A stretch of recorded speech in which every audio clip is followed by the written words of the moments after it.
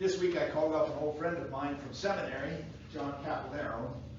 John and I were good friends in seminary, and so I called up to check on how he was doing and catch up on things. In the course of the conversation, he told me about a story about when he was young man. John was part of an Italian family, one of those big Italian families that you hear about. You know, they have lots of extended family, and the cousins and aunts and uncles come in and out of each other's houses. And they love big dinners and good food and lots of emotion and hugs and all that. And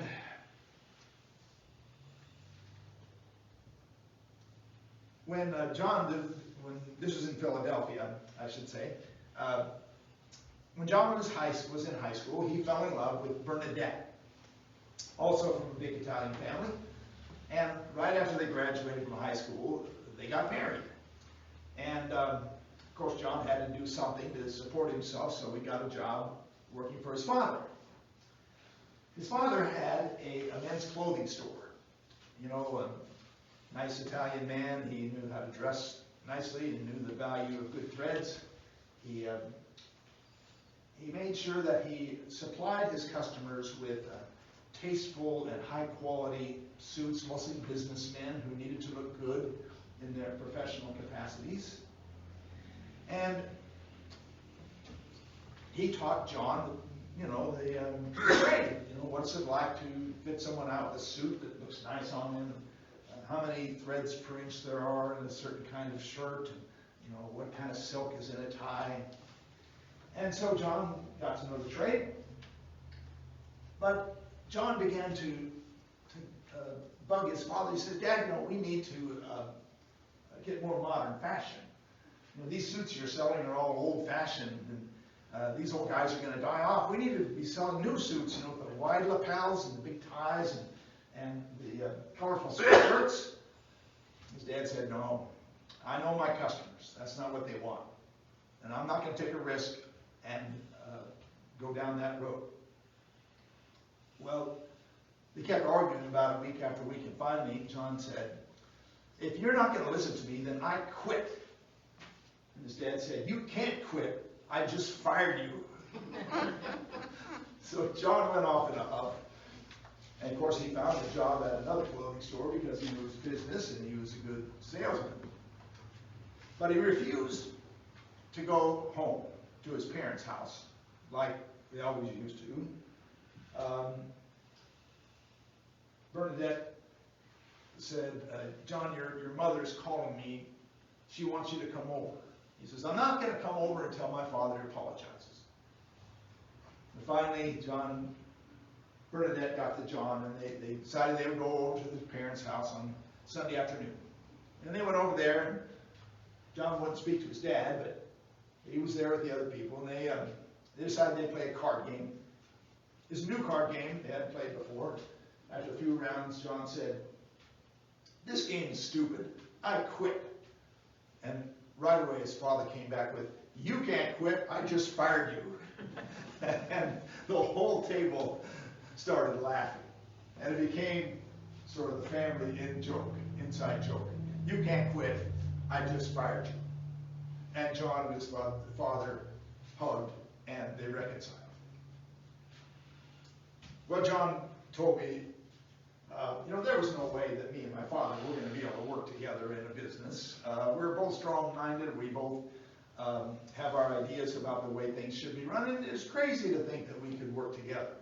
And I really needed to separate myself from my father so I could become myself.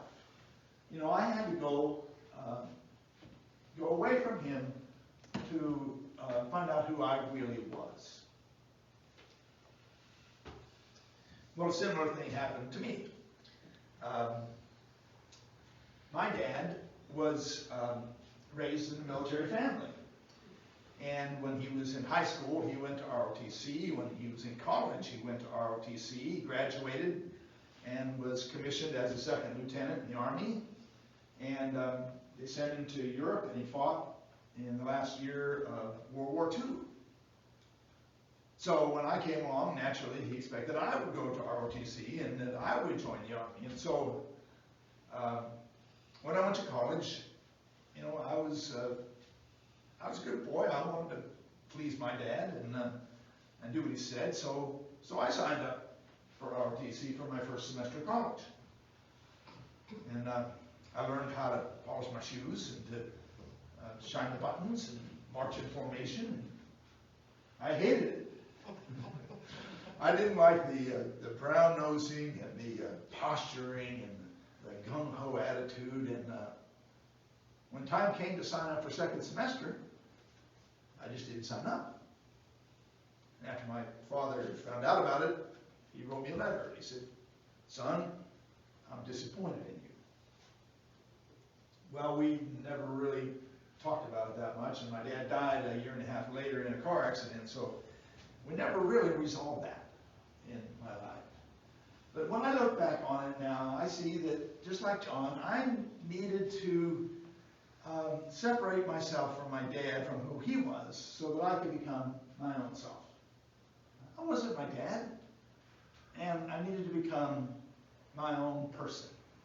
And that was just part of that journey, I think.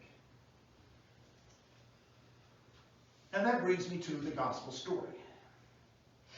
The gospel story is about a father who has two sons. The older son is dutiful, loyal, hardworking. His father has taught him how to run the farm. He knows when to plant, when to harvest, how much seed to hold back for the next year, how to take care of the hired hands. And he's out there in the fields every day working and comes back tired every night. His father has every reason to be proud of him. But he's not much of a people person. He's not much of a conversationalist. If you were sitting next to him at a dinner party, you run out of conversation pretty quickly. His only interests are the farm.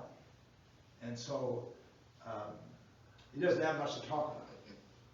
The younger son, his brother, on the other hand, is just the opposite. If you're sitting at the table at a party, you want to be next to this guy. He's fun. He's lively. He's animated. He's got all kinds of stories to tell. He entertains the whole table. But he doesn't care much for farm work. To him, it's boring. Same thing every year. You plant, you weed, you harvest. You plant, you weed, you harvest. And he's got ideas. He's got big plans, but they never seem to come together.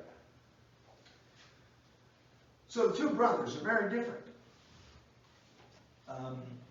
And the father loves them for themselves. He loves his older son because he's dutiful and loyal, and he loves his younger son because he's so optimistic and charming. He loves them both. Well, one day the younger son comes to his father and says, "Father, I would like to have my inheritance now."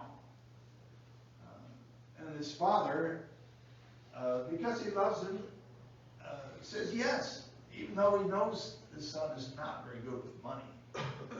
And so they split up the inheritance, and he gives his son half the farm, half the value of the farm. And the son takes off and he goes to a far country. Now imagine how the older son feels about this. He says, he's taken half the value of this farm. It's down the drain. We're not going to see that anymore. We don't have it. And he's sure going to go and waste it. Good riddance. And his father says, "Now, son, he's your brother. Give him the benefit of the doubt." But he can't. So the younger son goes off to a far country, and we all know the story. He squanders his fortune in loose living and ends up destitute. And there's a famine comes to that country, and he runs out of even food to eat, and he's desperate. So he hires himself out to one of the farmers of the country, and the farmer sends him out to feed his pigs out in the field. And he's sitting there in the mud, and he's saying, I wish I had the food that was going to those pigs. Even my father's servants are treated better than this. And it says he came to himself. He came to a point where he said, you know, I will go to my father, and I will say to him, Father, I have sinned against heaven and before you. I am not worthy to be called your son. Treat me as one of your servants. He has hit bottom. He has figured out that he has failed. And this is the bottom. So he starts on the road to his father's house. Many days' journey without any food or any money. But he finally comes up the road to his father's house, and when he does, he sees his father on the porch. His father's out watching for him. He's been out there watching for him every day since he left. And when his father sees him, he gets up and he runs up and he hugs him, and he calls his servants and he says, bring out the robe, the very best one, and kill the fatted calf, and let us celebrate, for my son who was dead is now alive. He was lost, and now he's found. Well, the older brother comes in from the field, and he hears all the commotion from the party, and he says, what's all this noise? And the servant says, well, your brother has returned, and your father has killed the fatted calf, and they're having a party to celebrate. And the older son gets angry. He says, all these years I worked for nothing. And my father never gave me so much as a goat to share with my friends. And now this worthless son comes back and he kills the fatted calf and throws a party. He's bitter. All the old resentments from the past come up again. His brother's laziness and his self-indulgence, and his father's favoritism, and the way his father indulged his brother, and the way his father disregarded his own sacrifice and hard work. He's bitter. And his father comes out and tries to reason with him. He says, son, you are always with me. And everything I have is yours. Come on in and join the party. But he can't. He won't come in. Well, which of these two sons, do you think, has shown any growth in their personal life? Which one has become a bigger person? Which one has become wiser? I think I'd have to say the younger son. I mean, it's true that he's made some big mistakes. He has wasted the family fortune. He's humiliated himself. He's got to the very bottom. But you know, I think he had to do those things in order to find out who he was. He had to go down that road and make all those mistakes and all those sins before he knew who he was. And then when he hit bottom, he learned a lesson. He had to hit bottom before he could learn about his own limitations, before he could learn about his own humility. The older son, well, at the end of the story, he's just as judgmental and hard-hearted as he ever was. He hasn't learned to forgive. He hasn't learned to accept. He hasn't learned about himself. He's just bitter. You know, we spend our whole lives trying to become ourselves, trying to become the person that God made us to be. It's a lifelong process. It's always going on. And I think this parable, the parable of the prodigal son, tells us that it's okay when we make mistakes. It's in the mistakes and the wrong directions that we take, that we find out who we are, learn about ourselves, and we become, and we're able to grow as human beings. And I think this parable tells us that when we return to God at the end of our lives, God is going to be like that father in the parable, and he's going to welcome us into his heavenly home.